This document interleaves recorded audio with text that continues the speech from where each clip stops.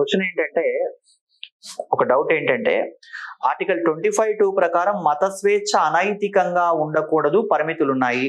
కరెక్టే. మత స్వేచ్ఛ అనైతికంగా ఉండకూడదు అనేది మీకు అర్థమైంది.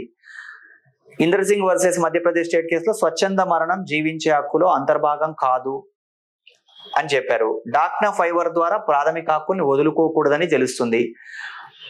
అమరణ నిరాహార దీక్ష ద్వారా మరణం, ఆత్మహత్య కూడా తప్పు అంటున్నాం. మరి జైనాచార్యుడైనటువంటి విద్యాసాగర్ గారు సల్లేఖన వ్రతం ద్వారా మరణించడం ఎలా అర్థం చేసుకోవాలి? గుర్తుపెట్టుకోండి, మతం రాజ్యాంగం రెండు ఒకటి కాదు. మతాన్ని రాజ్యాంగం పరిగణనలోకి తీసుకోలేదు. ఒకవేళ కనుక సల్లేఖన వ్రతం ద్వారా ఎవరన్నా మరణించినట్లయితే అది జైన మతంలో భాగమని వాళ్ళు చెప్పినా ఆ మత గ్రంథాల్ని రాజ్యాంగం పరిగణించదు. సల్లేఖన వ్రతం మీరో నేనో చేస్తున్నాం, మనం జైన్లం అని తెలిస్తే ఎంబడే మనల్ని అరెస్ట్ చేసి లోపలేస్తారు.